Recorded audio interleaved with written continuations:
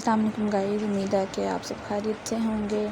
आज हम लोगों ने पढ़ना है वो बेसिकली हमारे पास क्या role of kidneys in long term control of arterial pressure, कि मतलब किडनी जो है वो किस तरह से हमारे ब्लड प्रेशर को, हमारे आर्टीरियल प्रेशर को किस तरह रेगुलेट करती है। उसका सबसे बेसिक मैकेनिज़्म हमारे पास क्या है, रीनल बॉडी फ्लूइड सिस्टम। ठीक है, रीनल यानी कि किडनी का जो सिस्टम है कि उसके अंदर फ्लूइड की इनटेक और उसकी एक्सक्रीशन किस तरह होती है। तो हमारे पास दो तरह के कंट्रोल होते हैं, एक हमारे पास शॉर्ट टर्म कंट्रोल होता है और एक हमारे पास लॉन्ग टर्म कंट्रोल है। जो शॉर्ट टर्म है जो थोड़े टाइम के लिए, मतलब वो रैपिड होगा, मतलब उसी टाइम आपको वो रिस्पांस तो मिल जाएगा लेकिन वो थोड़ी देर में ही दोबारा ख़त्म भी हो जाएगा।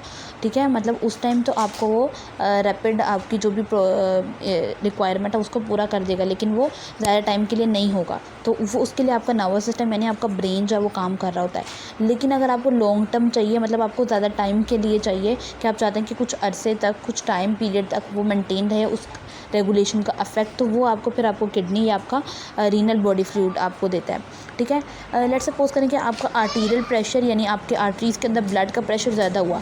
जब ब्लड का प्रेशर ज़्यादा हो गया तो अब किडनीज़ ने क्या करना है, किडनीज़ आपका सोडियम और आपका वाटर, क्योंकि किडनी सोडियम और वाटर की ही रेगुलेशन कर रही होती है, तो किडनी अब आपका सोडियम और वाटर जो है वो ज़्यादा एक्सक्रीट करना शुरू कर देगी। यूरिन में आपका ये सोडियम का लेवल और वाटर का लेवल ज़्यादा होना शुरू हो जाएगा।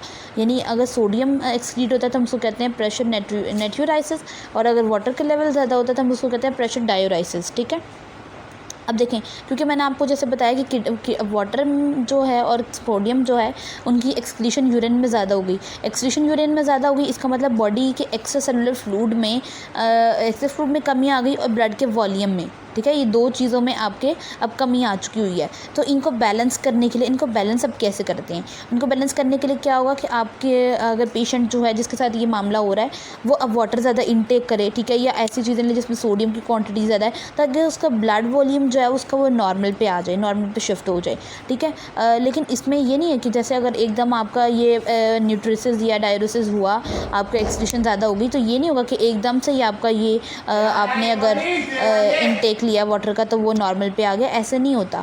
ये बहुत लॉन्ग टर्म इफेक्ट इसमें है, ये स्लो होगा, मतलब आहिस्ता आहिस्ता होगा, इसमें आपको टाइम लगेगा, इवन वीक्स इवन डेज भी लग सकते हैं। ठीक है, अब वो कह रहे हैं जो आउटपुट है हमारे पास सॉल्ट और वाटर की, अगर आप चाहते हैं कि आपका ये किडनी का सिस्टम जो है वो बैलेंस्ड है, तो आपको आउटपुट और आपका जो इनटेक है, आपके आउटपुट और इनटेक को आपस में बैलेंस रखना बहुत ज़रूरी है। उन दोनों को बैलेंस रखना कि जितना आप ले रहे हैं उतना ही एक्सक्रीट हो। अगर तो ये हुआ कि अगर जितना आपने लिया उससे ज़्यादा एक्सक्रीट हो गया, या जितना आपने एक्सक्रीट किया उससे कम आपने इनटेक किया, तो वो दोनों सिस्टम ही आपको ख़राबी करते हैं। लेट्स सपोज ये देखिए, मैंने एक लाइन ड्रॉ की, अगर हम इसको बैलेंस करें कि हमारा इक्विलिब्रियम है, ये बैलेंस पॉइंट है। ठीक है, जहाँ पे आपका इनपुट और आउटपुट बैलेंस्ड है। सपोज करो अगर आर्टीरियल प्रेशर इस बैलेंस पॉइंट से ज़्यादा हो जाता है आर्टीरियल प्रेशर, तो आपका रीनल आउटपुट जो है वो भी ज़्यादा होने लग जाएगा। लेकिन अगर आर्टीरियल प्रेशर इस इक्विलिब्रियम पॉइंट से, इस बैलेंस्ड पॉइंट से कम हो चुका हुआ है, तो आपका रीनल आउटपुट जो है वो अब क्या होगा, वो अब कम हो जाएगा। ठीक है, क्योंकि अब आपका इनटेक ज़्यादा हो चुका हुआ है। अब अगर हम लोग यहाँ पे देखें कि ये इस ग्राफ में कि आर्टीरियल प्रेशर वर्सेस आपको इनटेक और आउटपुट, यानी कितना इनटेक और आउटपुट उस हिसाब से, तो वो कहने हैं कि ये पॉइंट जो आपको रेड में नज़र आई, ये आपका नॉर्मल या इक्विलिब्रियम पॉइंट है, जहाँ पे आपका इनटेक और आपका आउटपुट दोनों बैलेंस्ड हैं। लेकिन अगर इससे नीचे की जो कर्व नज़र आ रही है उसमें क्या, उधर आर्टीरियल प्रेशर कम है, उधर आर्टीरियल प्रेशर कम है, इसका मतलब इनटेक अब ज़्यादा है लेकिन आउटपुट कम है। और अगर ऊपर की तरफ आप ये कर्व देखें तो आपका रीनल आउटपुट जो है वो अब ज़्यादा है और इनटेक अब आपका कम है। तो दोनों केसेस ही ख़राब जो है आपके सिस्टम को ख़राब करते हैं।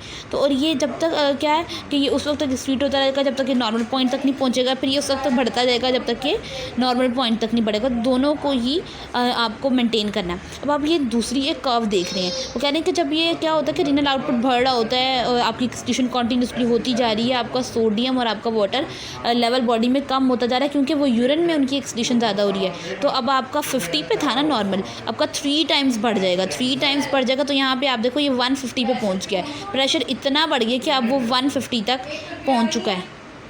अब वो कह रहे हैं जो ये शिफ्ट आया हमारा 50 के ऊपर जो प्रेशर पहुंच चुका हुआ है, उसका एक नया इक्विलिब्रियम पॉइंट इस्टेब्लिश हो चुका हुआ है।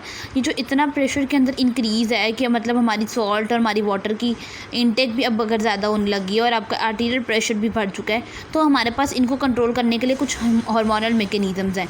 वो क्या करते हैं, वो जब आपका आर्टीरियल प्रेशर बहुत ज़्यादा होता है तो उसके अगेंस्ट कुछ प्रोटेक्शन मेकेनिज़म्स जो है वो जनरेट करते हैं। और वो जो हमारे पास एक्शन उन्होंने क्या करना है, हमारा जो एंजियोटेंसिन 2 हार्मोन है और हमारा जो एल्डोस्टेरोन है, उनको क्या करना है, उनकी जो फॉर्मेशन है उसको डिक्रीज़ करना है, क्योंकि ये वो हार्मोन है जिन्होंने आपकी किडनी की एक्सक्रीशन जो करनी होती है ना सॉल्ट और वाटर की, उसको बढ़ाना होता है। तो जब ये इनका लेवल डिक्रीज़ होगा तो इसका मतलब है किडनी ही आपकी एक्सक्रीशन कम करेगी, क्योंकि हम बात यही कब से कर रहे हैं कि यूरिन में आपका सोडियम का लेवल, वाटर का लेवल ज़्यादा होता जा रहा है, एक्सक्रीशन ज़्यादा हो रही है। अब हमें किसी तरह से क्या करना है, उनको रिटेन करना है बॉडी में।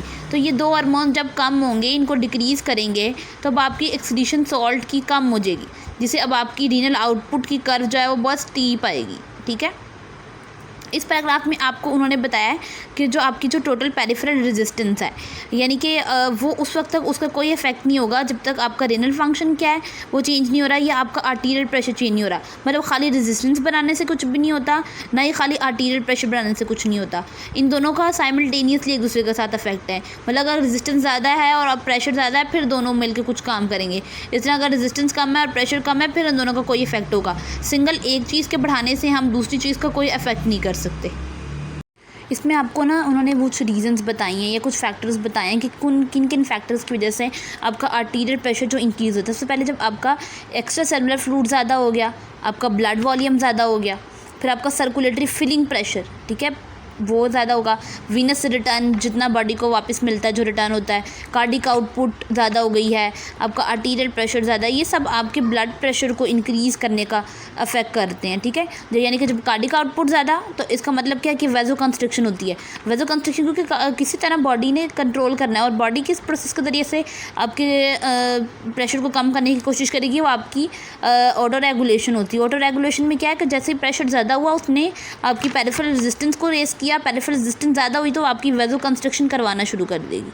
ठीक है, तो ये किडनी का ये सारा रोल है कि उसने वेजो कंस्ट्रक्शन करवाई, उसने आपकी ऑटो रेगुलेशन को कंट्रोल किया।